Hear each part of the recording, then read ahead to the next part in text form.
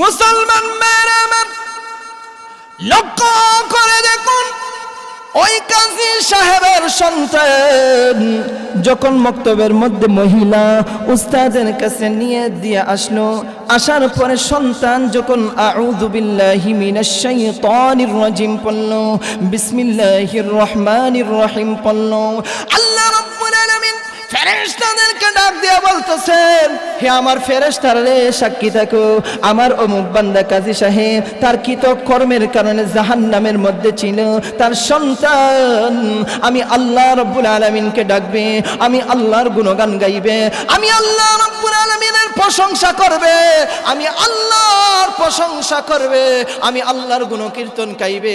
আমার মুসলমান বেরম, আল্লাহ রাব্বুল আলামিন ওই কাজী সাহেবের সন্তান যখন বিসমিল্লাহির রহমানির রহিম পড়া শুরু কইরা দিল, আল্লাহ রাব্বুল আলামিন ফেরেশতাদেরকে অর্ডার দিয়ে বললেন, ফেরেশতারা রে, ওই সন্তানের বাবাকে জান্নাতের মধ্যে ঢুকায়া দাও। মুসলমান মেয়ের আমার, লক্ষ্য করে দেখুন, মক্তবের মধ্যে গিয়া শুধুমাত্র আউযু বিল্লাহ পড়েছে, বিসমিল্লাহ পড়েছে, সুন্দর করে আল্লাহর কালামে মাজি তিলাওয়াত করেছে, আল্লাহ রাব্বুল আলামিনকে দেখেছে। জাহান্নামের এত ভয়াবহ একটা আযাব থেকে আল্লাহ রাব্বুল আলামিন ওই কাজী সাহেবকে আল্লাহ মুক্ত কইরা চিরতর জান্নাতের মধ্যে আল্লাহ ঢুকায় দিয়েছেন। কালামে মাজিদের সম্মানটা কত! মুসলমান, একটু লক্ষ্য করে দেখুন, আপনারা অনেকে ভাবতে পারেন আমার সন্তান তো বড় হয়ে গেছে, বিবাহ করে ফেলছে, সে কোরআন পড়ে নাই, আমি কাকে কোরআন পড়াবো? আপনি আলেমকে সম্মান করেন, নচেত আপনার নাতি নাতনি যদি থাকে তাহলে আপনি কোরআন শিক্ষা দেন, তাকে কোরআন শিক্ষার মধ্যে ভর্তি করায় দেন। সে যখন কোরআন তিলাওয়াত করবে, আল্লাহ রাব্বুল আলামিন আল্লাহ ও আপনাকে ক্ষমা করে দেবেন। আপনি যখন আলেমের সংস্পর্শে আপনার জীবনটাকে আপনি পরিচালিত করবেন, আল্লাহ রাব্বুল আলামিনকে ডাকবেন, আল্লাহ রাব্বুল আলামিনের গুণকীর্তন করবেন, আল্লাহ রাব্বুল আলামিনের প্রশংসা করবেন, আলেম উলামাদেরকে সম্মান করবেন, আল্লাহর কালাম মাজিদকে আপনি সম্মান করবেন, রাসূলের সুন্নাহকে আপনি সম্মান করবেন, আল্লাহর কোরআনের জিন্দেগিতে আপনার জিন্দেগি পরিচালিত করবেন, রাসূলের সুন্নাহর জিন্দেগিতে আপনার জিন্দেগি পরিচালিত করবেন। আল্লাহ রাব্বুল আলামিন আপনাকেও এই জান্নাত বারাকানার ভিতরে আল্লাহ আপনাকে প্রবেশ করাইবে। যেই প্রতিষ্ঠানটার উদ্যোগে আজ আয়োজিত আজকের এই মাহফিল, এই জায়গায় আল্লাহর কালামে মাজিদ শিক্ষা দেওয়া হয়, ঠিক কিনা বলেন? আল্লাহর কালামে মাজিদের সম্মান ঠিক বললেও ঠিক, না বললেও ঠিক, ঠিক কিনা বলেন? আসমানের নিচে জমিনের উপরে আল্লাহর কোরআনের চাইতে সম্মানিত আর কিছুই হতে পারে না, ঠিক কিনা? ঠিক তদ্রূপ ভাবে যারা আল্লাহর কালাম পড়বে, যারা আল্লাহর কালাম শিক্ষা করবে, তাদের চাইতে সম্মানিত আসমানের নিচে জমিনের উপরে আর কেউ হতে পারে না, ঠিক কিনা? এই জন্য আসেন আমি আল্লাহর কালামে মাজিদ থেকে যে আয়াত তিলাওয়াত করলাম, এই আয়াতের মধ্যে আল্লাহ বলতেছেন, ইন্না নাহনু নাজ্জালনা যিকরা ওয়া ইন্না লাহু লাহাফিজুন। লক্ষ লক্ষ হাজার হাজার বাতিল জালিমরা যদিও বাহির হয়, আল্লাহর কালামে মাজিদের একটা অক্ষরকে নিশ্চিহ্নিত করার জন্য, একটা বাতিল লক্ষ লক্ষ বাতিল লক্ষ লক্ষ জালিম যদি বাহির হয়, আল্লাহ পাক নিজেই কালামে মাজিদে ওয়াদা দিয়েছেন, আমার কালামকে, আমার কোরআনকে আমি আল্লাহ সমুন্নত করেছি, তার হেফাজত আমি আল্লাহই করব, ঠিক কিনা বলেন? রাসূল হাদিসের মধ্যে বলেন, তারাকতু ফীকুম আমরাইন لن تضلوا ما تمسكتم بهما كتاب الله وسنة رسوله। রাসূল হাদিসের মধ্যে বলেন, উম্মতদেরকে একটা মেসেজ দিয়ে গেছেন রাসূল বলেন, উম্মতরা যদি তাদের জীবন সুন্দর করতে চায়, তাদের জীবন সঠিক পরিচালনা করতে চায়, দুটি বিষয়কে আঁকড়ে ধরতে হবে। কয়টা বিষয়? দুটি বিষয়কে আঁকড়ে ধরতে হবে। এক নাম্বার কিতাব আল্লাহ, আল্লাহর কোরআনকে আঁকড়ে ধরতে হবে। আল্লাহর কোরআনকে কালামকে আঁকড়ে ধরবেন তো আপনার জিন্দেগি আপনার জীবন সুন্দর হবে, আপনার রাস্তা সহজ হবে, ঠিক কিনা বলেন? আল্লাহর কালামে মাজিদকে আপনি আঁকড়ে ধরবেন না, সেটা থেকে আপনি দূরে থাকবেন তো আপনার জিন্দেগি বরবাদ হবে, এমনকি আপনি নাস্তিকও হতে পারেন, ঠিক কিনা বলেন? ওয়া সুন্নাত রাসূলি, রসুলের সুন্নত হাদিসকে আঁকড়ে ধরতে হবে। কয়টা বিষয়ের কথা বলছে? দুইটা বিষয়ের কথা। আল্লাহর কালাম পাশাপাশি রসুলের সুন্নাহ, পাশাপাশি রসুলের সুন্নাহ, আল্লাহর কোরআন পাশাপাশি রসুলের হাদিস। না শুধু কোরআনের কথা বলছেন, নাকি শুধু হাদিসের কথাই বলছেন? আমাদের সমাজে অনেক ফেরকা দল আছে। এক ফেরকার নাম হইল আহলে কোরআন, আর একটা ফেরকার নাম হচ্ছে আহলে হাদিস। আছে না নাই? আছে। এখানে কয়টার কথা বলেছেন রসুল? দুইটার কথা বলেছেন, কিতাব আল্লাহ ওয়া সুন্নাত রাসূলি। জীবনকে যদি সুন্দর পরিচালনা করতে হয় দুইটাকেই আঁকড়ে ধরতে হবে, একটা ধরলে আপনার সুন্দর জিন্দেগি পরিচালিত হবে না, ঠিক কিনা বলেন? কিতাব আল্লাহ ওয়া সুন্নাত রাসূলি, আল্লাহর কিতাব এবং রসুলের সুন্নাহ, এই দুইটা বিষয়কে আপনি আঁকড়ে ধরতে হবে। এই জন্য আসুন আমার সম্মানিত যুবক ভাইয়েরা, আমরা কোন নবীর উম্মত? আমাদের নবীর নাম কি? আমরা সবাই জানি, হযরত মুহাম্মদুর রাসূলুল্লাহ সাল্লাল্লাহু আলাইহি ওয়াসাল্লাম। রসুলের উম্মতের দায়িত্ব আছে না নাই? বড় চেয়ারেই বসলে আমরা মনে করি মনে হয় আমার দায়িত্ব আর নাই। আমরা মনে করি আমাদের দায়িত্ব মনে হয় আর নাই, আমার দায়িত্ব শেষ, আমার সুখের সংসার, আমার সুখের জিন্দেগি। আপনি যত বড় হবেন আপনার দায়িত্ব তত বড় হবে, ঠিক কিনা বলেন? আমরা বিশ্ব নবী আকায়ে নামদার তাজদারে মদিনা জনাবে মুহাম্মদুর রাসূলুল্লাহ, সবাই বলেন সাল্লাল্লাহু আলাইহি ওয়াসাল্লামের সর্বশ্রেষ্ঠ নবী, সর্বশেষ নবীর আমরা সর্বশ্রেষ্ঠ উম্মত, ঠিক কিনা বলেন? সর্বশ্রেষ্ঠ উম্মত এবং সর্বশেষ নবীর সর্বশ্রেষ্ঠ উম্মত, সর্বশেষ উম্মতের কালচার নিকৃষ্ট হতে পারে না, সর্বশ্রেষ্ঠ হতে হবে, ঠিক কিনা বলেন?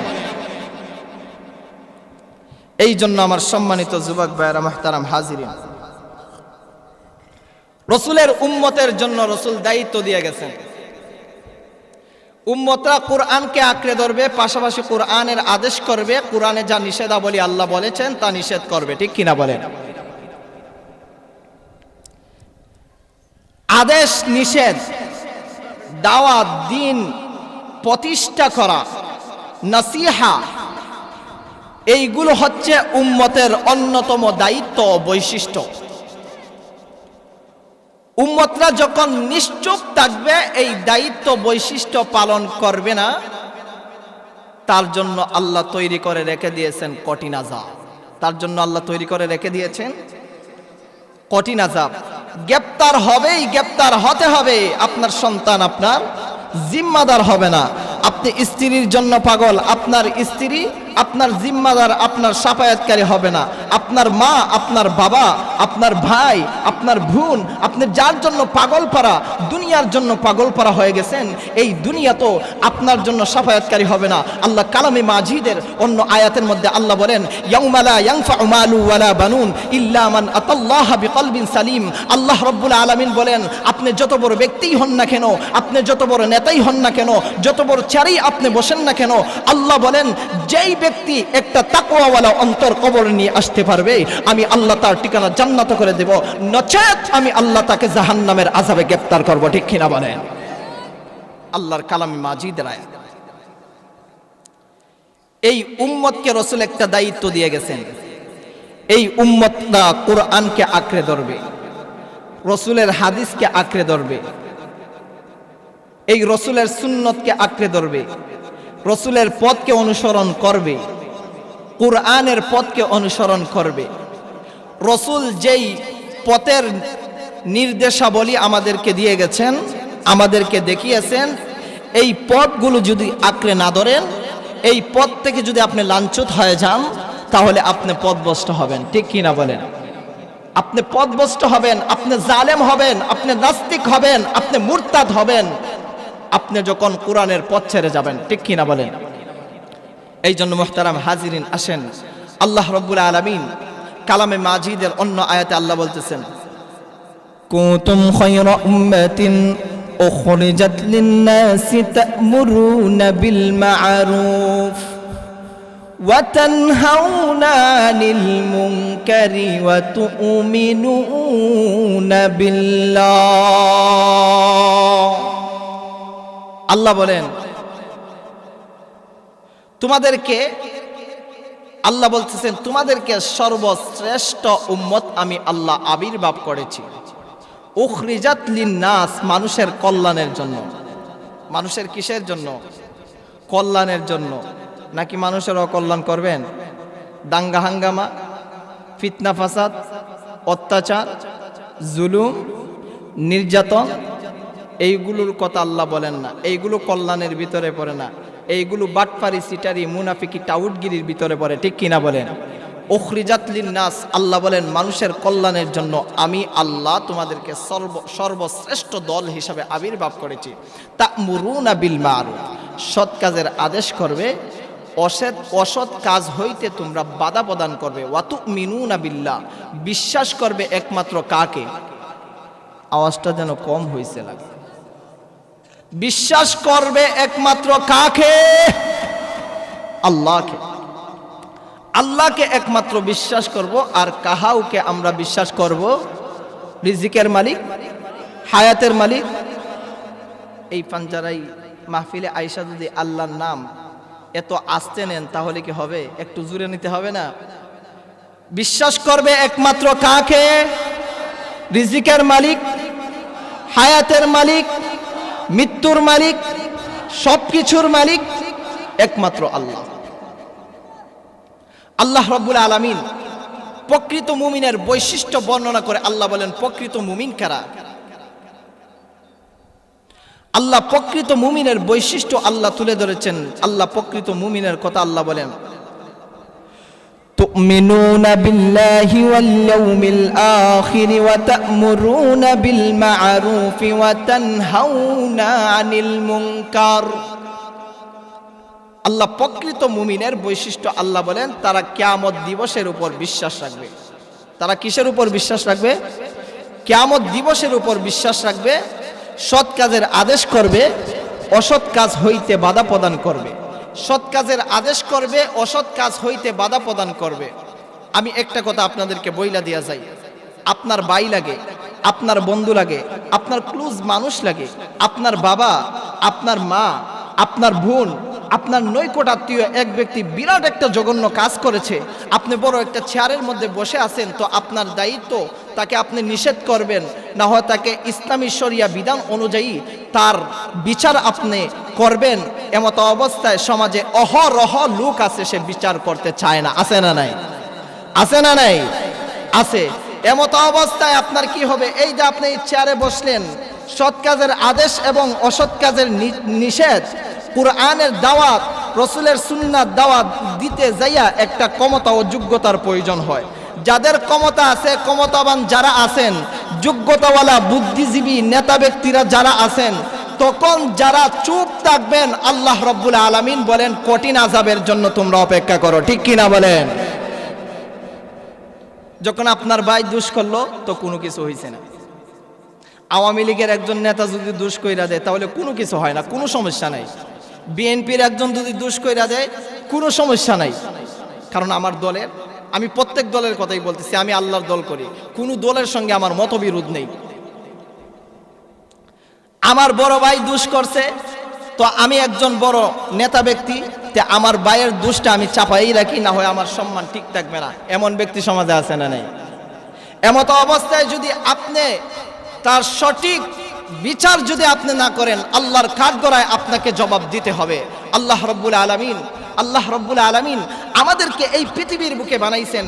আল্লাহ বইলেও দিছেন যে শ্রেষ্ঠ উম্মত হলো তারাই যারা সৎ কাজের আদেশ করবে, অসৎ কাজ হইতে বাধা প্রদান করবে। যারা সৎ কাজের আদেশ করবে, অসৎ কাজ হইতে বাধা প্রদান করবে, যারা আল্লাহর কালামে মাজিদের দাওয়াত দিবে এবং আল্লাহর কালামে মাজিদে যেইগুলো নিষেধাবলী রয়েছে সেইগুলা নিষেধ করবে, সেই হইল সর্বশ্রেষ্ঠ ব্যক্তি, সেই হইল সর্বনেতা ব্যক্তি, সেই হইল সর্ববুদ্ধিজীবী ব্যক্তি, আর সেই হইল সর্বজ্ঞানী ব্যক্তি।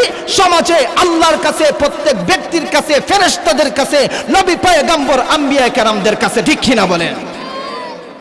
এই জন্য আমার মুহতারাম হাজিরিন, একটা কথা জেনে রাখতে হবে, আপনি বড় চেয়ারে বৈশা গেছেন, তো আপনি মনে করতেছেন আপনার কোনো দায়িত্ব নাই। আমার তো কোনো দায়িত্ব নাই, আমার তো দায়িত্ব শেষ, সুখে শান্তিতে এখন আমার জিন্দেগি কাটাবো না। দায়িত্ব যত বেশি, ক্ষমতা যত বেশি, দাওয়াতের কাজটাও তত, ক্ষমতা যত বেশি, দাওয়াতের কাজটাও তত বেশি। দুঃখের সঙ্গে একটা কথা বলতে হয়, আপনারা সৎ কাজের আদেশ যদি না করেন, আপনার সঙ্গে, আপনার সামনে একটা এক্সাম্পল, একটা উদাহরণ দেওয়ার জন্য আমি বলতেছি, আপনার সামনে মনে করেন আপনার এক মুসলিম বোনকে এক ব্যক্তি অপমান করলো, রাস্তাঘাটে সে ইফটিজিং করলো, আপনারও তো বোন আছে, ঠিক কিনা বলেন? আপনারও বোন আছে, আপনি একজন ক্ষমতাবান ব্যক্তি, এমতো অবস্থায় আপনি কোনো কিছু বললেন না, আল্লাহ রাব্বুল আলামিন কঠিন কিয়ামতের ময়দানে এই ব্যাপারে আপনাকে জিজ্ঞাসাবাদ করবেন। আল্লাহ বলবেন, আমি আল্লাহ তো তোমাকে ক্ষমতা দিয়েছিলাম, বড় একটা সিংহাসনের মধ্যে আমি আল্লাহ বসিয়েছিলাম, তুমি কেন এইটার প্রতিবাদ করলা না? আমি আল্লাহ তো প্রতিবাদ করার জন্য কালামে মাজিদে বলেছি, আমি আল্লাহ তো আদেশ করার জন্য কালামে মাজিদের মধ্যে আমি বলেছি, আমি আল্লাহ তো তোমাকে রাষ্ট্রীয় মর্যাদা দিয়েছিলাম, তুমি কেন কুরআনের বিপক্ষে একটা কাজ তোমার সম্মুখে হইল, তুমি কেন এর নিষেধ করলা না? ঠিক কিনা বলেন? কিয়ামতের ময়দানে আল্লাহর জিজ্ঞাসাবাদ করবেন, তখন আপনি কি করবেন? আপনার ভাই দেখাবেন, আপনার বোন আপনি দেখাবেন, আপনার স্ত্রী এমপি সাহেবা, এইটা দেখায় আপনি পারবেন? আপনার বাবা বড় মন্ত্রী, এইটা দেখায় আপনি বাঁচতে পারবেন? পারবেন না। এই জন্য আল্লাহর কালাম এবং রসুলের সুন্নাহ, এই দুইটি বিষয়কে আঁকড়ে ধরতে হবে। এই জন্য আল্লাহর কালাম এবং রসুলের সুন্নাহ, এই দুইটি বিষয়কে আঁকড়ে ধরতে হবে। যাই হোক, মনে করেন আমরা অনেক সময় কোরআন মোতাবেক আমাদের জিন্দিগি পরিচালনা করতে পারি না, আমরা অনেক সময় রসুলের সুন্নাহ মোতাবেক আমাদের জিন্দিগি আমরা পরিচালনা করতে পারি না, আমাদের ব্যাঘাত হয়ে যায়। যারা কোরআনের জিন্দিগি পরিচালনা করে, যারা এই প্রতিষ্ঠানের মধ্যে কোরআন শিক্ষা দেয়, যারা আল্লাহর কালামের সঙ্গে সর্বাবস্থায় যোগাযোগ তাআল্লুক সম্পর্ক রাখে, যারা রসুলের সুন্নাহ শিক্ষা করে, রসুলের সুন্নাহ আবার শিক্ষা দেয়, তাদের সম্মান সমাজে আছে না নাই? তাদের সম্মান সমাজে আছে না নাই? তাদেরকে সম্মান করতে হবে কিনা? তাদেরকে সম্মান করতে হবে কিনা? আরে ভাই, আমি তো কোরআনই পড়লাম না, আমি তো কোরআন পড়তেও জানি না, আমি তো রসুলের সুন্নাহ পড়তে জানি না, আমি রসুলের সুন্নাহর ফার্স্ট টু লাস্ট আমি কোনো কিছুই জানি না, আমি কোনো কিছুই চিনি না। আবার দেখা যায় বড় একজন আলেমকে, বড় একজন হুজুরকে আমি কোনো কিছুই জানি না, চিনি না, তার সামনেও আবার নেতৃত্ব দিতে চায়, ঠিক কিনা বলেন? এমন ব্যক্তি আছে না নাই? এমন ব্যক্তি আছে না নাই? সভাপতির কাতারে দাঁড়ায় গেছে, সেক্রেটারির কাতারে দাঁড়ায় গেছে, কোনো একটা পদে দাঁড়ায় গেছে। এখন ইমাম সাহেবের সম্মানটা কতটুকু আপনি বুঝেন? একজন মাদ্রাসার শিক্ষকের সম্মানটা আপনি কতটুকু আপনি নিজেই বুঝেন? সে কোরআন পারে, সে রসুলের সুন্নাহ পারে, তার তুতার মধ্যে দাড়ি রয়েছে, আপনি দেখেন আপনার তুতায় দাড়ি আছে কিনা, তার মাথায় টুপি রয়েছে, আপনি দেখেন আপনার মাথার মধ্যে টুপি আছে কিনা, সে আল্লাহর কালামে মাজিদ তিলাওয়াত করে, প্রতিদিন ফজরের পরে সূরাতুল ইয়াসিন তিলাওয়াত করে, জোহরের নামাজ পড়ে সূরাতুল ফাতিহা তিলাওয়াত করে, আসরের নামাজ পড়ে সূরা নাবা তিলাওয়াত করে, মাগরিবের নামাজের পরে সূরাতুল ওয়াকিয়া তিলাওয়াত করে, ইশারার নামাজ পড়ে সে সূরাতুল মুলুক তিলাওয়াত করে। সেই ব্যক্তির সম্মুখে দাঁড়ায় আপনি নেতৃত্ব দিতেছেন, এমনকি আপনি তাকে লাঞ্ছিত বেজ্জতি করার চেষ্টা করতেছেন, আপনি ওই ব্যক্তির সামনে নেতৃত্ব দেওয়ার আপনি চেষ্টা করতেছেন। আপনি কত বড় নাদান, আপনি কত বড় নাকুস, আর আপনি কত বড় নাফরমান জমিনের মধ্যে আপনি চিন্তা করেন, ঠিক কিনা বলেন? এমন ব্যক্তি আছে না নাই? এমন ব্যক্তি আছে না নাই? হুজুরের সম্মান দিতে জানে না। আজকে সারা বিশ্বের মধ্যে আমরা ফেসবুক, ইউটিউবের মধ্যে, সোশ্যাল মিডিয়ার মধ্যে যেগুলো ভাইরাল হয়, সর্বসময় আমরা এগুলোর খোঁজ রাখি। আপনি এগুলা করবেন তো কি হইবে? আর বেশি দিন নয়, আমাদের এক উস্তাদ আমাদেরকে একটা এক্সাম্পল দিতেন, আমাদেরকে একটা উদাহরণ দিতেন। আমাকে বলতেন, আমি সর্বসময় মনে করেন যে বুখারী শরীফ, মুসলিম, আবু দাউদ শরীফের ইবারত আমি পড়তাম, এই যে হাদিসগুলো আমি রিডিং পড়তাম, হুজুর আমাকে বলতেন পড়ো, আমি পড়তাম। তো হুজুর বলতেন, মনে করেন তোমার একটা ক্ষেতে একটা পশু পড়েছে, এই ক্ষেতের ফসলগুলা খাইতেছে, আরেকটা পশু রয়েছে, যেই পশুটা খাইতেছে তার পার্শ্ববর্তী পশু খায় নাই, কিন্তু তাকে মারপিট করে মালিক তাড়াইয়া দিছে, পার্শ্ববর্তী পশুটাও দৌড় মারে। এর কারণটা কি? দে আমার পিঠেও আসতে পারে, ঠিক কিনা বলেন? তুরস্কের ইতিহাস আপনারা দেখেন নাই? তুরস্কের ইতিহাস দেখেছেন কি অবস্থা হয়েছে তাদের? শিশুরা হাহাকার করতেছে, হাহাকার, বিল্ডিং এর ভিতরে পড়ে শিশুরা হাহাকার করতেছে। এই শিশুদের দোষ কি? এই শিশুরা কোনো দোষ করেছে? তারা মাসুম। আমরা বড়রা পাপ করি, পাপ করতে করতে জমিনকে নিকৃষ্ট করে দেই, অবশেষে আমাদের পাপের কারণে আমাদের সন্তানদের উপরে আইসাও পড়ে। ঠিক কিনা বলেন? রাসূল হাদিসের মধ্যেই বলেছেন, আন আব্দুল্লাহ ইবনে আমরিন রাদিয়াল্লাহু তাআলা আনহু قال يكون في امتي خسف ومسخ وقذف।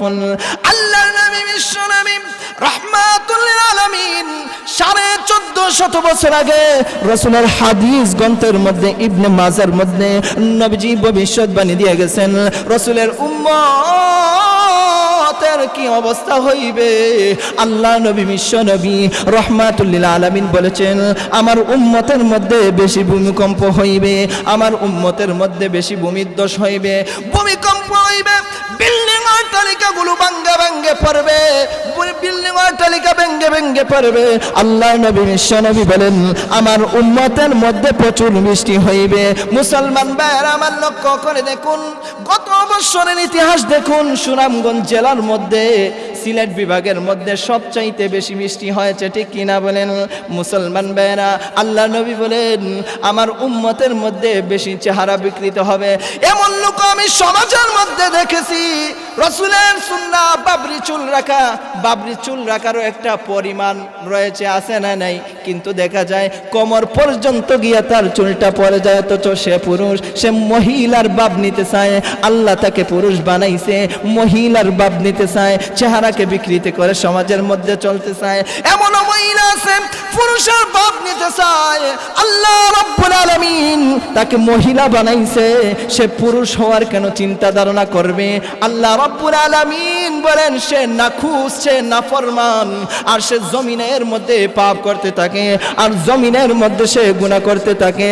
অবশেষে গুনাহ করতে করতে যখন উহুদের পরিমাণ গুনাহ হয়ে যায়, আল্লাহর নবী বিশ্ব নবী রাহমাতুল লিল আলামিন হাদিসের মধ্যে বলে গিয়েছেন, আমার উম্মতের মধ্যে ভূমিকম্প হবে আর বিল্ডিং গুলো ভেঙ্গে পড়বে।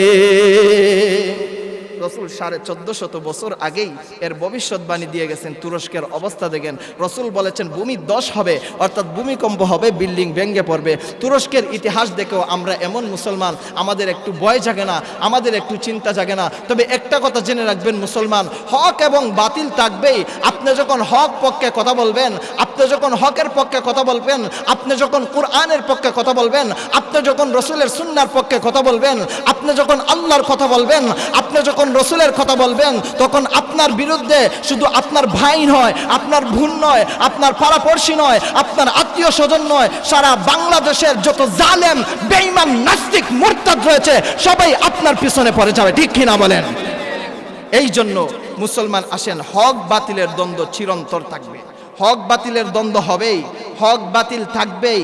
গুনার কাজ করবে, কুরআনকে অপমান করার চেষ্টা করবে, কুরআনওয়ালাদেরকে অপমান করার চেষ্টা করবে, রসুলের সুন্নতকে অপমান করার চেষ্টা করবে। হক বাতিলের দ্বন্দ্ব মৃত্যুর আগ পর্যন্ত থাকবে। অতীতে ছিল, বর্তমানে আছে, মৃত্যুর আগ পর্যন্ত, মৃত্যুর আগ পর্যন্ত হক বাতিলের দ্বন্দ্ব থাকবে। বাতিল যখন কাবিলের রূপ, আমি হক বাতিলের যে যখন আল্লাহ রাব্বুল আলামিন হকের বিজয় নিশ্চিত করে আল্লাহ রাব্বুল আলামিন দিয়েছেন। ঠিক কিনা বলেন? আজকে অনেক মাহফিলে, আমি দুঃখের সঙ্গে একটা কথা বলতে হয়, আমাকে এক মাহফিলে এক নেতা সাহেব আমাকে বলছিলেন, আমাকে জেলে ঢুকিয়ে দিবেন। কোথায় ঢুকিয়ে দিবেন? আমাকে জেলে ঢুকিয়ে দিবেন। আমি বলেছিলাম, আমাকে আপনি জেলে ঢুকিয়ে দিবেন? আপনি যদি আমাকে জেলে ঢুকিয়ে দেন, তা তো কি হয়েছে? আমি আল্লাহর কালামের কথাই বলবো। আমার এই দেহের, আমার এই শরীরের রক্ত পয়দা করেছি একমাত্র আল্লাহর কালাম, রসুলের সুন্নাহর জন্য। ঠিক কিনা বলেন? আমার এই দেহে রক্ত পয়দা করি নাই কোনো ব্যক্তির পূজার করার জন্য। ঠিক কিনা বলেন? আমাকে বলেছিল জেলে ঢুকিয়ে দিবে। জেলের ভয় দেখায় কোনো কাজ হইবে না। হক কথা বলতে হবে, হক কথা বলতে হবে, হক কথা বলতে হবে। দেখবেন পিতামাতার ওয়াজ, তাওবার ওয়াজ সুন্দর করে একটু চোখ দিয়ে পানি বাহির হইরা সুন্দর হইরা করছে, কয় হুজুর খুব বয়ান করছে রে। আর হক কথা বললে তো তিতা লাগে, হুজুরের বয়ান বালা লাগে, আবার লাগেও না। ঠিক কিনা বলে? আর যদি মনে করেন হক কথা না বলে স্বাভাবিক একটা মনে করেন চালায়া যায়, তাহলে হুজুরের বয়ান খুব সুন্দর হয়েছে। ঠিক কিনা বলেন? আপনি যতগুলো কথা বললাম আপনার ভিতরে যদি রাখেন, ভাই ওয়াজ হলো এমন একটা বিষয়, বয়ান করলে আমরা কাহারো না কাহারো, আমরা গুনার কাছে একজন করতেছি, এটা আমার প্রতি এটা নাসিহা। আমি সওয়াবের কাজ করতেছি, সওয়াবের কথা বলতেছি, এটা আমার জন্য একটা উপদেশ বা একটা আমার জন্য খুশির একটা বিষয়। হক বাতিলের দ্বন্দ্ব ছিল। বাতিল যখন কাবিলের রূপ ধারণ করে এসেছে, হক তখন হাবিলের রূপ ধারণ করে এসেছে। দেখবেন কোন সময় কোন বাতিলরা এসেছিল আর কিভাবে নিশ্চিহ্নিত হয়েছে। বাতিল যখন ফেরাউনের রূপ ধারণ করে এসেছে, হক তখন মুসা কালিমুল্লাহর রূপ ধারণ করে এসেছে। বাতিল যখন নমরুদের রূপ ধারণ করে এসেছে, হক তখন ইব্রাহিম খলিলুল্লাহর রূপ ধারণ করে এসেছে। বাতিল যখন বনি ইসরাইলের রক্ত পিপাসুদের রূপ ধারণ করে এসেছে, হক তখন ঈসা রূহুল্লাহর রূপ ধারণ করে এসেছে। বাতিল যখন আবু জাহেল, আবু লাহাব, উতবা, শাইবা, ওয়ালিদ ইবনে মুগীরা, কুফফারে মক্কা, রোম পারস্যের রূপ ধারণ করে এসেছে। হক তখন মুহাম্মদুর রাসূলুল্লাহ সাল্লাল্লাহু আলাইহি ওয়াসাল্লামের রূপ ধারণ করে এসেছে। বাতিল যখন মুসাইলামাতুল কাজ্জাবের রূপ ধারণ করে এসেছে, হক তখন সিদ্দিক আকবর, আবু বকর সিদ্দিকের রূপ ধারণ করে এসেছে। বাতিল যখন হাজ্জাজ বিন ইউসুফের রূপ ধারণ করে এসেছে, হক তখন আব্দুল্লাহ বিন জুবাইরের রূপ ধারণ করে এসেছে। বাতিল যখন খলিফা মানসুরের রূপ ধারণ করে এসেছে, হক তখন আমাদের ইমামে আজম আবু হানিফার রূপ ধারণ করে এসেছে।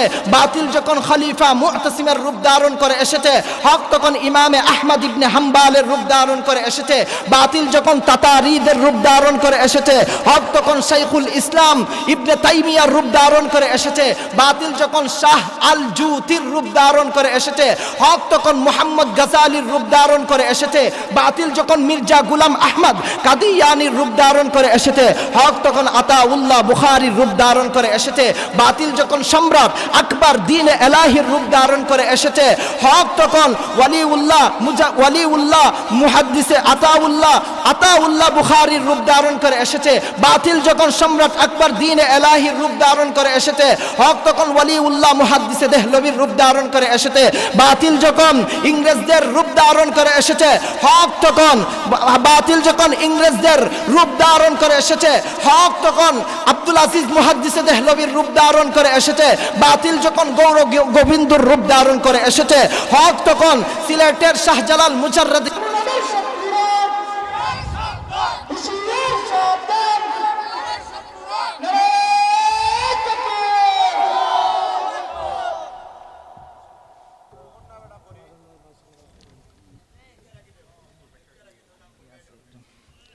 এই জন্য আমার সম্মানিত মুহতারাম হাজিরিন, বাতিল থাকবে, বাতিলের সঙ্গে কখনো আপনি আপোষ করবেন না, বাতিলের সঙ্গে কখনো বাতিলকে আপনি ভয় করবেন না। আল্লাহ রাব্বুল আলামিন কালামে মাজিদের একটি সূরা রয়েছে, যেই সূরা 18 নাম্বার পারা স্থান পেয়েছে। এই সূরার নাম হচ্ছে সূরাতুল ফুরকান। আল্লাহ রাব্বুল আলামিন হক বাতিলের চিরন্তন দ্বন্দ্ব আল্লাহ এই সূরার মধ্যে বলে দিয়েছেন। আল্লাহ বলেছেন হকের বিজয় নিশ্চিত, হক বিজয় হবেই, ঠিক কিনা বলেন? রসুল হাদিসের মধ্যেও বলতেছেন, হাদ্দাসানা বকর ইবনে জুরআতাম قال حدثنا سمعت ابا عنبة الخولاني وكان قد صلى القبلتين مع رسول الله صلى الله عليه وسلم قال سمعت رسول الله صلى الله عليه وسلم يقول لا يزال الله يغرس في هذا الدين غرسا يستعملهم في طاعته। ইবনে মাজা শরীফের হাদিস। আল্লাহর রাসূল বলেন আল্লাহ রাব্বুল আলামিন চারা রোপণ করবেন। কি রোপণ করবেন? বৃক্ষের চারা আল্লাহ রোপণ করবেন এবং বীজ রোপণ করবেন, চারা উঠবে। এমন লোকের সৃষ্টি আল্লাহ রাব্বুল আলামিন করবেন, তারা কোনো বাতিলকে ভয় পাবে না, তারা কোনো নাস্তিক মুরতাদকে ভয় পাবে না, তারা কোনো এই কোরআনের বিপক্ষে যারা আছে তাদের কোনো ভয় পাইবে না, তারা একমাত্র আল্লাহর আনুগত্য করবে। এবং রসুল হাদিসে এটাও বলেছেন, যারা কোরআনকে মানবে, যারা রসুলের সুন্নাহকে মানবে, যারা একটা বিষয়কেই আঁকড়ে ধরবে, যারা আল্লাহর পথকে অনুসরণ করবে, তাদের উপরে জুলুম নির্যাতন বেশি হবে, ঠিক কিনা বলে? কে বলে গেছেন? রসুল বলে গেছেন। কে বলে গেছেন? রসুল বলে গেছেন। ইবনে মাজা শরীফের হাদিস।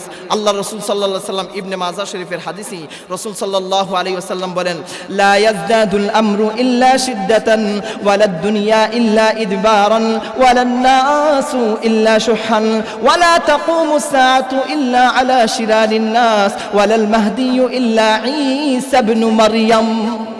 রসুল হাদিসের মধ্যে বলেন যে উম্মতে মুহাম্মদীর মধ্যে অভাব অনটন বেশি দেখা দেবে। উম্মতে মুহাম্মদীর মধ্যে অভাব অনটন বেশি দেখা দেবে।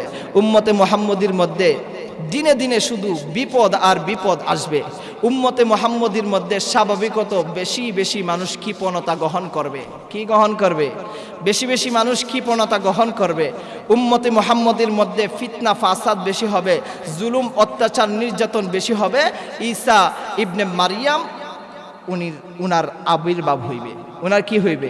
আবির্ভাব হইবে। ফিতনা ফাসাদ হইতেছে কিনা? ফিতনা ফাসাদ হইতেছে কিনা? হইতেছে। অভাব অনটন হইতেছে কিনা? দুর্ভিক্ষ হইতেছে কিনা? আমাদের এই যে সমাজের অবস্থা, মধ্যবিত্ত ফ্যামিলি যারা আছে তারা অনেক কষ্টে রয়েছে, ঠিক কিনা বলেন? অনেক কষ্টে মধ্যবিত্ত ফ্যামিলি তারা রয়েছে। তারা কি? তারা চুরি করবে। কোথায় গিয়ে তারা ডাকাতি করবে? তারা চুরি করবে না, জানে চুরি এটা নাজায়েজ কাজ। তারা ডাকাতি করবে না, ডাকাতি করা এটা নাজায়েজ কাজ।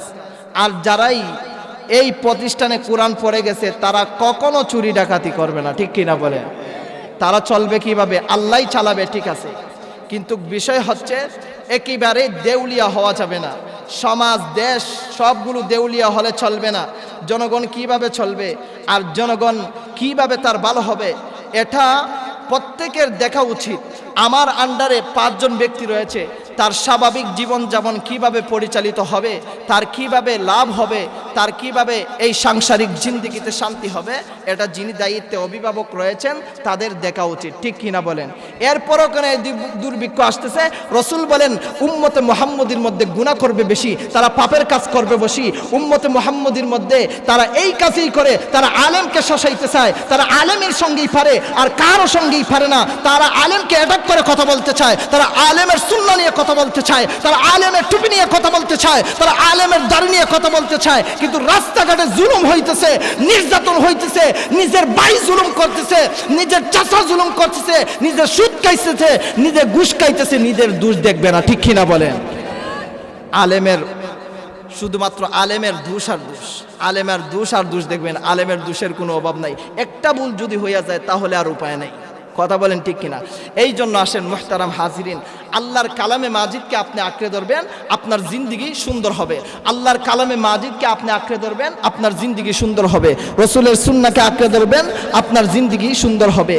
এখন আসেন, আপনার সন্তান কোরআন পড়বে, আপনার কি লাভ জানার দরকার আছে না নাই? আপনার সন্তান কোরআন পড়বে, আপনার লাভ কি, আপনার ফায়দা কি জানার দরকার আছে না নাই? আপনি কোরআন পড়বেন, আপনার সম্মান কি, ফায়দা কি? এটা রাসূল হাদিসে বলেছেন খায়রুকুম মান তাআল্লামাল কুরআনা ওয়া আল্লামা, যে কোরআন শিক্ষা দেয়, যে শিক্ষা করে, ওই সর্বোত্তম। আমি ফেসবুকে গত কয়েকদিন আগে এই পাক দিয়ে একটা কথা বলি। আমি মাগুরায়, এই মাগুরা থানার দিঘা ইউনিয়নে দেখলাম একটা সন্তান, মাদ্রাসা একটা সন্তান ফুটবল খেলতে গেছে এই ক্ষেতের মধ্যে। আরেকজন অ্যাডভোকেট, বড় এক নেতা ব্যক্তি, তার বলটা দিকে তার ক্ষেতে সইলা গেছে। অনেক মারপিট কইরা ছেলেটার শরীর সব একবারে মনে করেন পলি পলি হইয়া গেছে। এটা কি ঠিক হইছে? সেই জালিম, সেই কি, সেই জালিম, সে আলেম বিরোধী। যে আলেম বিরোধী সে কোরআন বিরোধী, যে কোরআন বিরোধী সে রসুলের সুন্নাহ বিরোধী, যে সুন্নাহ বিরোধী সে রসুলের বিরোধী, যে রসুল বিরোধী সে আল্লাহর বিরোধী, যে আল্লাহ বিরোধী এ নাস্তিক, এ মুরতাদ, এর মৃত্যু হবে আবু জাহেল, আবু লাহাবের মতো, ঠিক কিনা বলেন? এই জন্য আসেন, আপনার সন্তান কোরআন পড়বে প্রতিষ্ঠানে, কোরআনে বিসমিল্লাহির রহমানির রহিম আপনার সন্তান যখন টান দিবে তার ফজিলতটা কি? আমি ছোট্ট একটা ঘটনা বলি। একজন কাজী সাহেব ছিলেন। এই কাজী সাহেবের স্ত্রী গর্ভবতী। কাজী সাহেবের স্ত্রী গর্ভবতী।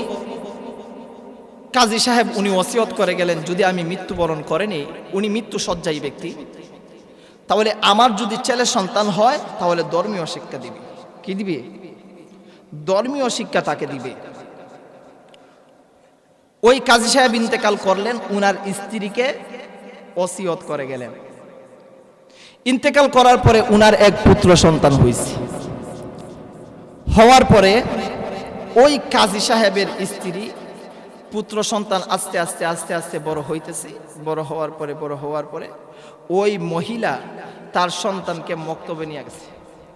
কোথায় নিয়ে গেছে? মক্তবে নিয়ে গেছে।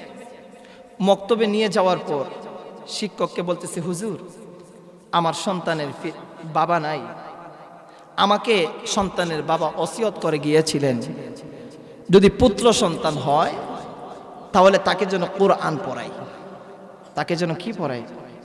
কোরআন পড়াই।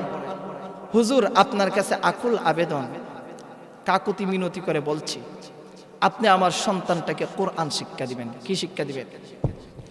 মুসলমান মেয়েরা আমার, লক্ষ্য করে দেখুন, ওই কাজী সাহেবের সন্তান যখন মক্তবের মধ্যে মহিলা উস্তাদের কাছে নিয়ে দিয়ে আসলো, আসার পরে সন্তান যখন আউযু বিল্লাহি মিনাশ শাইতানির রাজিম পড়ল, বিসমিল্লাহির রহমানির রহিম পড়ল, আল্লাহ রাব্বুল আলামিন ফেরেশতাদেরকে ডাক দিয়ে বলতেছেন, হে আমার ফেরেশতারা রে, সাক্ষী থাকো, আমার অমুক বান্দা কাজী সাহেব তার কৃত কর্মের কারণে জাহান্নামের মধ্যে ছিল, তার সন্তান আমি আল্লাহ রাব্বুল আলামিনকে ডাকবে, আমি আল্লাহর গুণগান গাইবে, আমি আল্লাহ রাব্বুল আলামিনের প্রশংসা করবে, আমি আল্লাহর প্রশংসা করবে, আমি আল্লাহর গুণকীর্তন গাইবে। আমার মুসলমান বেরম, আল্লাহ রাব্বুল আলামিন ওই কাজী সাহেবের সন্তান যখন বিসমিল্লাহির রহমানির রহিম পড়া শুরু কইরা দিল, আল্লাহ রাব্বুল আলামিন ফেরেশতাদেরকে অর্ডার দিয়ে বললেন, ফেরেশতারা রে, ওই সন্তানের বাবাকে জান্নাতের মধ্যে ঢুকায়া দাও। মুসলমান মেয়ের আমার, লক্ষ্য করে দেখুন, মক্তবের মধ্যে গিয়া শুধুমাত্র আউযু বিল্লাহ পড়েছে, বিসমিল্লাহ পড়েছে, সুন্দর করে আল্লাহর কালামে মাজি তিলাওয়াত করেছে, আল্লাহ রাব্বুল আলামিনকে দেখেছে। জাহান্নামের এত ভয়াবহ একটা আযাব থেকে আল্লাহ রাব্বুল আলামিন ওই কাজী সাহেবকে আল্লাহ মুক্ত কইরা চিরতর জান্নাতের মধ্যে আল্লাহ ঢুকায় দিয়েছেন। কালামে মাজিদের সম্মানটা কত! মুসলমান, একটু লক্ষ্য করে দেখুন, আপনারা অনেকে ভাবতে পারেন আমার সন্তান তো বড় হয়ে গেছে, বিবাহ করে ফেলছে, সে কোরআন পড়ে নাই, আমি কাকে কোরআন পড়াবো? আপনি আলেমকে সম্মান করেন, নচেত আপনার নাতি নাতনি যদি থাকে তাহলে আপনি কোরআন শিক্ষা দেন, তাকে কোরআন শিক্ষার মধ্যে ভর্তি করায় দেন। সে যখন কোরআন তিলাওয়াত করবে, আল্লাহ রাব্বুল আলামিন আল্লাহ ও আপনাকে ক্ষমা করে দেবেন। আপনি যখন আলেমের সংস্পর্শে আপনার জীবনটাকে আপনি পরিচালিত করবেন, আল্লাহ রাব্বুল আলামিনকে ডাকবেন, আল্লাহ রাব্বুল আলামিনের গুণকীর্তন করবেন, আল্লাহ রাব্বুল আলামিনের প্রশংসা করবেন, আলেম উলামাদেরকে সম্মান করবেন, আল্লাহর কালাম মাজিদকে আপনি সম্মান করবেন, রাসূলের সুন্নাহকে আপনি সম্মান করবেন, আল্লাহর কোরআনের জিন্দেগিতে আপনার জিন্দেগি পরিচালিত করবেন, রাসূলের সুন্নাহর জিন্দেগিতে আপনার জিন্দেগি পরিচালিত করবেন। আল্লাহ রাব্বুল আলামিন আপনাকেও এই জান্নাত বারাকানার ভিতরে আল্লাহ আপনাকে প্রবেশ করাইবে। শুধুমাত্র বিসমিল্লাহ পড়ার কারণে আল্লাহ বাবাকে জাহান্নাম থেকে বাহির করে জান্নাতে ঢুকায়া দিয়েছে। সুবহানাল্লাহ বলবেন না? আর একটু জোরে বলে। আগামীকালকে ব্রেকফাস্টের সময় সুবহানাল্লাহ বললেন, আজকে আর বলা লাগবে না। আপনাদের যে অবস্থা, এই বছর তো শ্রোতাও কম দেখা যাচ্ছে, প্রতি বছর হয়তো আসি। যাই হোক, আলহামদুলিল্লাহ, অনেকেই আছেন, সবাই আমার মহাব্বতের, আমাকে মহাব্বত করেন, আমিও আপনাদেরকে মহাব্বত করি। সুবহানাল্লাহ একটু জোরে বললে জেলে ঢুকাইতো না, ঢুকাইব। আলহামদুলিল্লাহ একটু জোরে বললে আপনাকে জেলে নিবে না, জেলে তো নিবে আমাদেরকে। আমরা তো আলিম, আমাদের সাথে সমস্যা, আপনাদের সাথে তো কোনো সমস্যা না, ঠিক কিনা বলে? নিলে আগে আমাকে নিবে, এরপরে আপনাদেরকে নিবে, ঠিক কিনা বলে? এই জন্য সুবহানাল্লাহ বললে আপনাকে আগে জেলে ঢুকাবে না, আলহামদুলিল্লাহ বললে আপনাকে জেলে ঢুকাবে না, আল্লাহু আকবারের ধ্বনি আওয়াজ দিয়ে দিলে আপনাকে জেলে ঢুকাবে না, ঠিক কিনা বলেন? আপনাকে যদি আল্লাহকে মানতেই হয়, কোরআনের জিন্দেগিতে যদি আপনার জিন্দেগি পরিচালনা করতেই হয়, জেলে ঢুকতেই হবে, ঠিক কিনা বলেন? আপনি বলতে পারেন কিভাবে? অনেক অনেক অনেক অনেক অনেক অনেক মানে উর্দে অনেক অনেক মাহফিলে আমি দেখেছি, আল্লামা মামুনুল হক সাহেবের কথা বললেই মাহফিলে বাধা, জেলে ঢুইকা যাও। কোথায় ঢুইকা যাও? জেলে ঢুইকা যাও। উনি কি দোষ করেছে? উনি কি ফাঁসির মতো একটা দোষ করেছে? জেলে ঢুকার মতো কি দোষ করেছে? উনাকে জেলে ঢুকাইছো, উনাকে ইন্তেকাল উনি করবে, উনি মৃত্যুবরণ করবে, জেলে ঢুকাইলে আস্তে আস্তে মইরা যাইবে, এটাই তো বিষয় নাকি? আপনাকেও তো একদিন মরতে হবে, 2 দিন কম বেশ, ঠিক কিনা বলে? মরতে হবে কি না, না কেউ বাঁচবেন?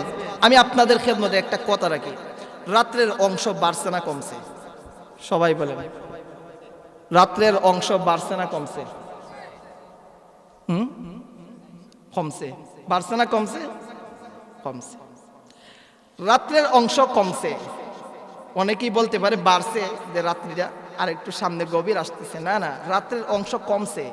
12 ঘন্টার রাত্রি হইলে অলরেডি মনে করেন আপনি 4-5 ঘন্টা চলে গেছে, 4-5 ঘন্টা চলে গেছে। ঠিক তদ্রূপভাবে আপনি জন্ম নেওয়ার পর থেকে নিয়ে আপনি বলেন আপনার জীবনের অংশ কমছে না বাড়ছে? আপনার জীবনের অংশ কমছে না বাড়ছে? রাত্রের অংশ কমার পরে যদি রাত্রে একবার শেষ হয়ে যায়, রাত্রি একবার চলে যায় আমাদের কাছ থেকে, ঠিক তদ্রূপভাবে আপনার জীবনের অংশও যদি কমে থাকে, আপনার জীবনও একদিন চলে যাবে। ঠিক কিনা বলেন? কেউ বাঁচবে না, সবাইকেই মরতে হবে। দুদিন আগ আর পিছ, দুদিন আগ আর পিছ, সবাইকে ইন্তেকাল করতে হবে। এই জন্য দেখেন মুহতারাম হাজিরিন, আমি যেই কথাটা বলতেছিলাম, সন্তান শুধুমাত্র বিসমিল্লাহির রহমানির রহিম শুরু করেছে, আল্লাহ রাব্বুল আলামিন ওই কাজী সাহেবকে আল্লাহ বলেন, আমার সন্তান আমি আল্লাহর গুণগান গাইবে, আমার সন্তান আমি আল্লাহর প্রশংসা করবে, আর আমার সন্তান আমি আল্লাহর শুকরিয়া করবে, আর আমার ওই সন্তানের পিতা জাহান্নামে জ্বলবে। এটা আমি আল্লাহর সিফাত হতে পারে না। ফেরেশতারা রে, আমার ওই বান্দাকে জাহান্নাম থেকে বাহির করে জান্নাতে ঢুকায়া দাও। আর একটু জোরে। মুসলমান মেয়েরা আমার, লক্ষ্য করে দেখুন, আল্লাহ রাব্বুল আলামিন কালামে মাজিদের মধ্যে অনেক জায়গায় আল্লাহ পিতামাতার হক সম্পর্কে আল্লাহ কথা বলেছেন। বলেছেন কিনা? আল্লাহ পিতামাতার হক সম্পর্কে আল্লাহ রাব্বুল আলামিন কথা বলেছেন। মা বাবার সঙ্গে কেমন ব্যবহার করবে সন্তান, আল্লাহ রাব্বুল আলামিন কালামে মাজিদের মধ্যে এর বর্ণনা করে আল্লাহ দিয়েছেন। আত্মীয় পাড়া প্রতিবেশীর সঙ্গে কেমন ব্যবহার সন্তান করবে, তাও আল্লাহ রাব্বুল আলামিন বলে দিয়েছেন। হাদিসের মধ্যে আল্লাহর নবী বিশ্বনবী রাহমাতুল লিল আলামিন চাচার সঙ্গে কেমন ব্যবহার করবে, রাসূল হাদিসের মধ্যে বলে দিয়েছেন। আল্লাহ রাব্বুল আলামিন কালামে মাজিদের মধ্যে আল্লাহ রাব্বুল আলামিন বলে দিয়েছেন, সন্তান তার মাতা পিতার সঙ্গে কেমন ব্যবহার করবে, আত্মীয় স্বজনদের সঙ্গে কেমন ব্যবহার করবে, সন্তান তার নিকট আত্মীয়র সঙ্গে কেমন ব্যবহার করবে, বন্ধুর সঙ্গে কেমন ব্যবহার করবে, স্ত্রীর সঙ্গে কেমন ব্যবহার করবে।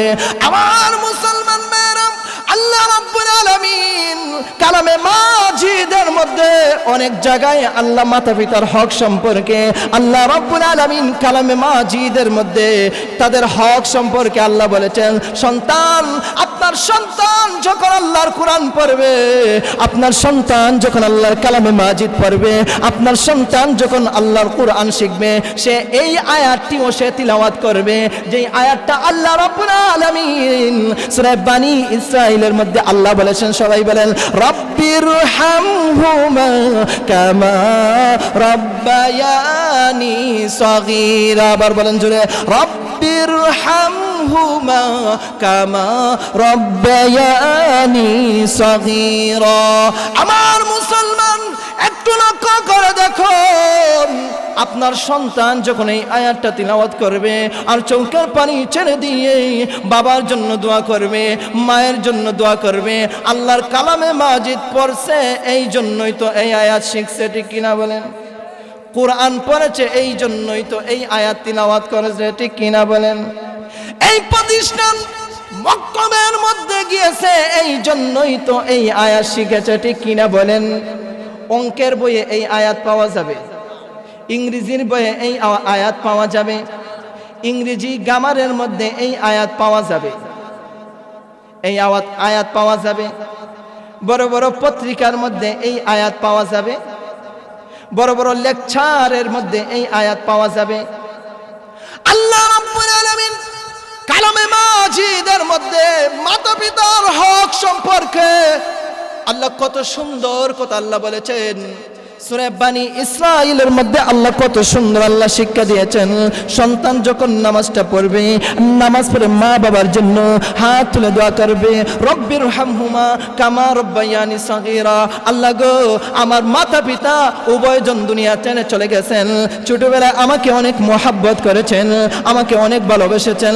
আল্লাহ, আমার বাবা আমাকে না খেয়ে খাওয়াইছেন, আমার বাবা আমার মা মাঘের শীতে তারা শীতের ঠান্ডাতে মরছেন, তারা শীতের ঠান্ডাতে অনেক কষ্ট করেছেন, আমাকে শীত খাইতে দেন নাই। আল্লাহ রাব্বুল আলামিন, আল্লাহ রাব্বুল আলামিন, আমার মাতা পিতার জন্য আমি হাত তুলে আল্লাহ গো দোয়া করলাম, আমার মা বাবার কবরকে আপনি জান্নাত করে দিন। আমার মা বাবা আমাকে যেইভাবে মহাব্বত করেছেন, আমার মা বাবা আমাকে যেইভাবে ভালোবেসেছেন, আমার মা বাবা আমাকে যেইভাবে লালন পালন করেছে, আল্লাহ গো তার গর্বের সন্তান হইয়া তোমার দরবারে হাত তুলে আমি দোয়া করলাম, রব্বির হামহুমা কামা রব্বায়ানি সগীরা। আল্লাহ ক্ষমা করে দাও না, ক্ষমা করে দাও না।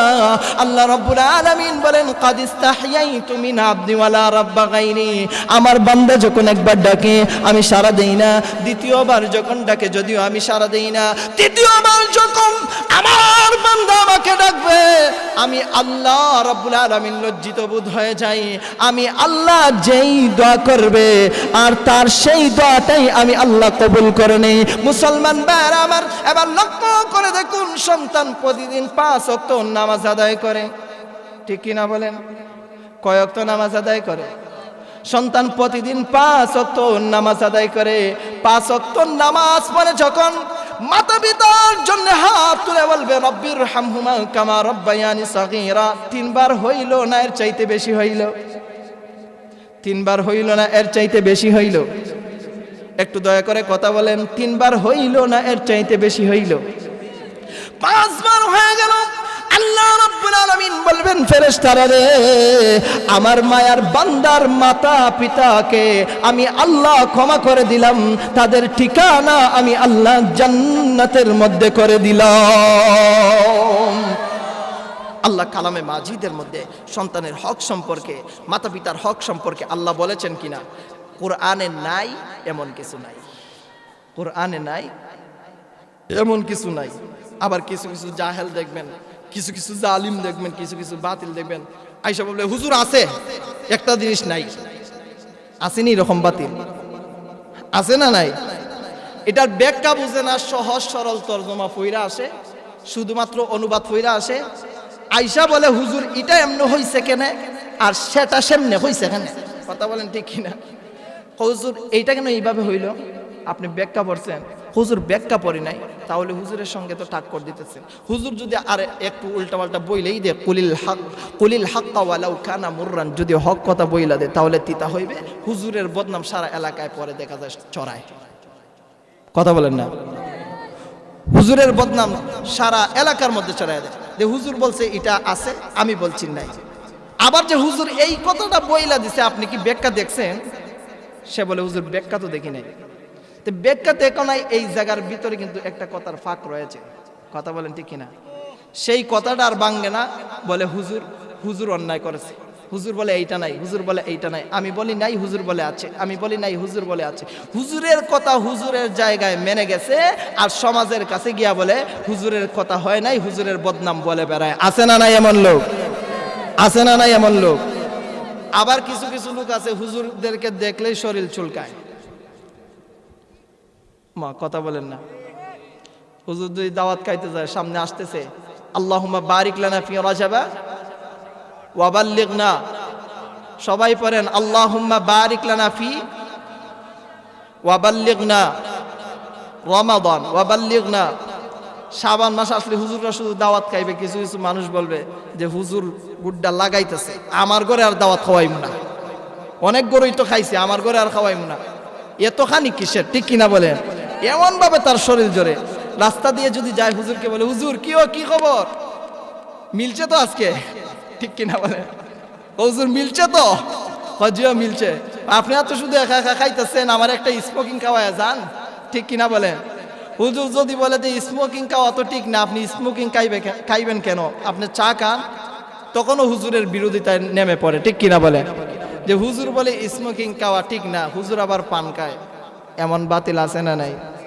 কথা বলেন আছে না নাই? যে হুজুর আবার পান খায়, হুজুর পান খাইতেছে, এটা তো হুজুরের নেশা না। তাছাড়া হুজুর পান খাইতেছে, পান খাওয়ার ব্যাপারের মাসলাটা আপনি আগে জাইনা নেন, সিগারেট খাওয়ার ব্যাপারের মাসলাটাও ভালো কইরা জাইনা নেন। কথা বলেন ঠিক কিনা?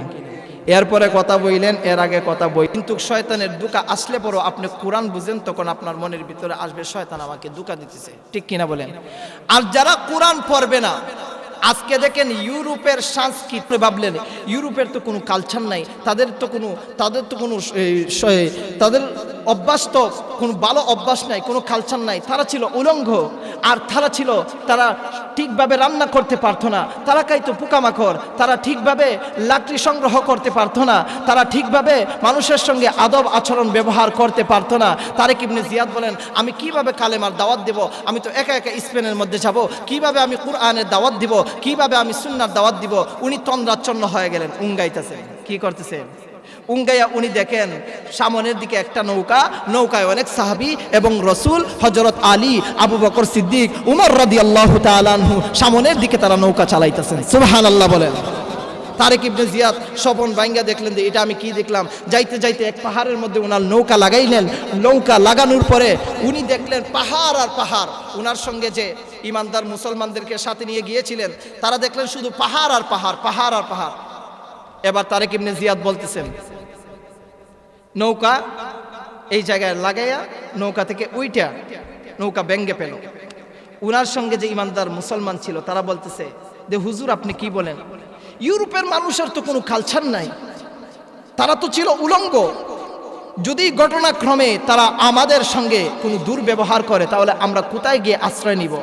তারেক ইবনে জিয়াদ বলেন, তারেক ইবনে জিয়াদ উনি বলেছিলেন 800 বছর ইউরোপের মাটিতে উনি কালেমার পতাকা উড্ডীন করেছিলেন। সুবহানাল্লাহ বলেন। তারেক ইবনে জিয়াদ ওই ইমানদার মুসলমানদেরকে বললেন, তোমাদের রাস্তা দুইটাই, তৃতীয় নাম্বার কোনো রাস্তা নাই। তোমাদের রাস্তা কয়টা? তোমাদের রাস্তা দুইটাই, তৃতীয় নাম্বার রাস্তা নাই। এক নাম্বার রাস্তা হইল আল্লাহর কোরআনের পতাকা এই জমিনে উড্ডীন করতে হবে, কালেমার পতাকা এই জমিনে উড্ডীন করতে হবে, নচেত এখানেই মারপিট করে শহীদ হইতে হবে। তৃতীয় নাম্বার রাস্তায় নৌকায় উঠা যাবে না, ঠিক কিনা বলেন? তারেক ইবনে জিয়াদ 800 বছর ইউরোপের মধ্যে কালেমার পতাকা উড্ডীন করেছিলেন। আজকে যারা আমরা ইউরোপের কালচারের দিকে তাকাই, দেখবেন চুলটা পালায়, কি পিটিং পাটিং কাটিং করে হাঁটে, ঠিক কিনা বলে?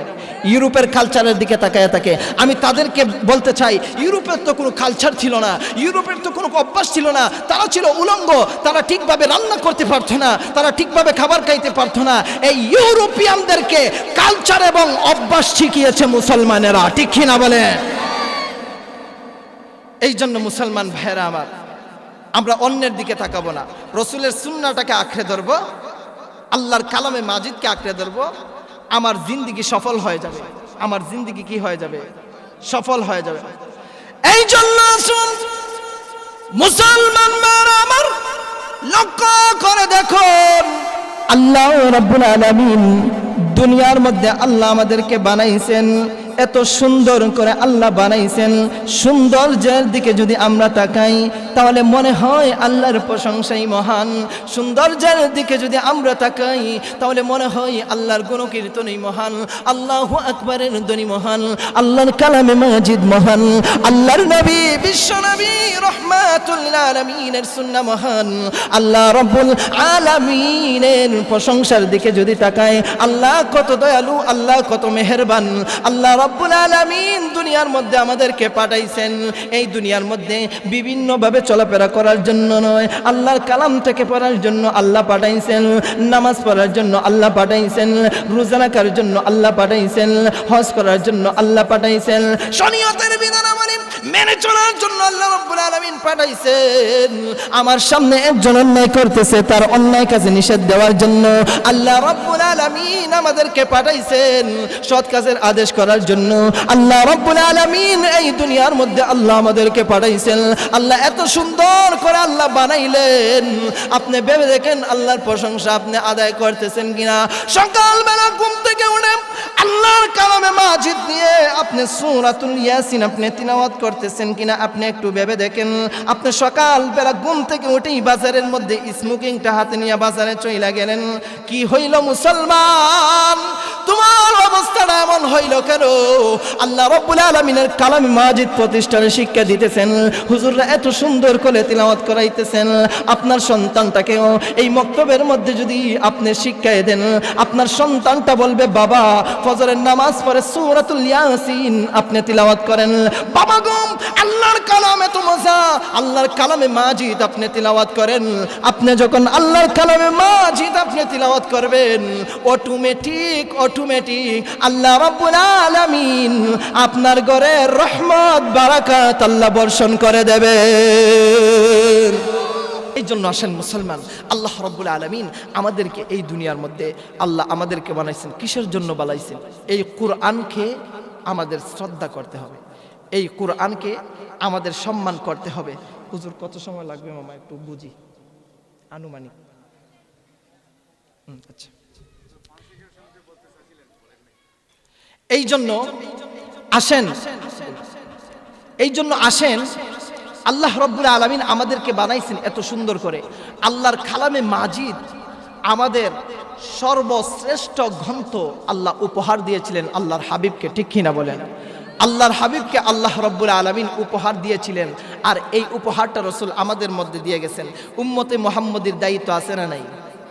উম্মতে মুহাম্মদীর দায়িত্ব আছে না নাই?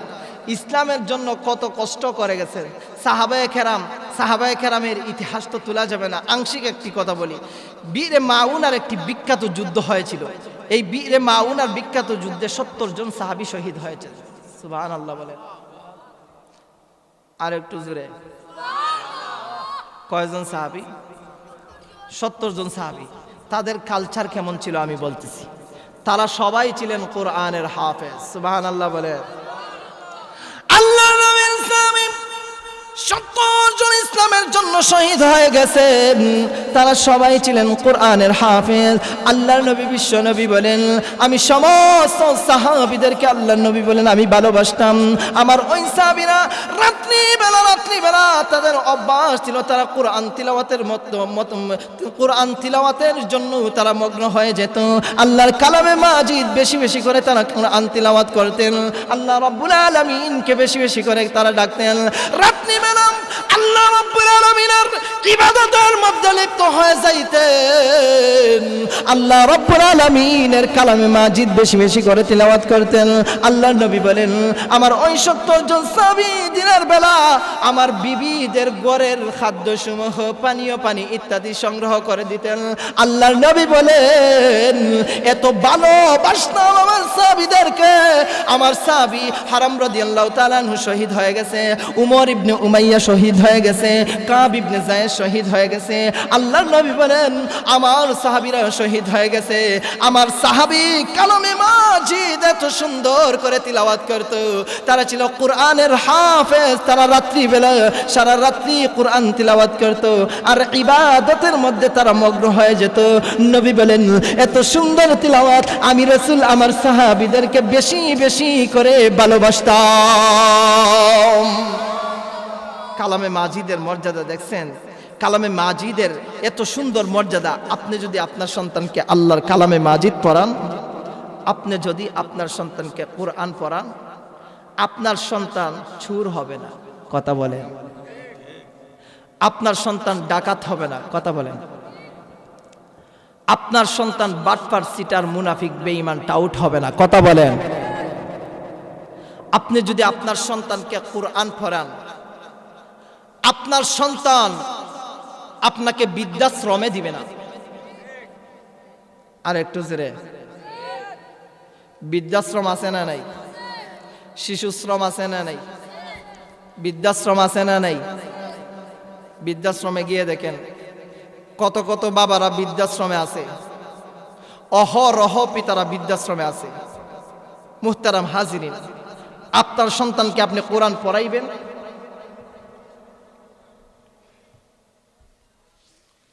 আপনার সন্তান আপনাকে বৃদ্ধাশ্রমে দিবে না। এই জন্য সন্তানটাকে আপনি কোরআন শিক্ষা দেন, আপনার সন্তানটাকে কোরআন পড়ান, আপনার জন্য অন্তত কমপক্ষে জীবনে একবার হলে তো দোয়া করবে, রব্বির হামহুমা কামা রব্বায়ানি সগীরা। এই জন্য মুহতারাম হাজিরিন, আসেন, আমাকে আপনারা সবাই চিনেন জানেন, এই শ্রোতাদের সংখ্যা তো কম। আমি আপনাদের কাছে একটা আবদার রাখতে চাই। আবদারটা হইল, আল্লাহ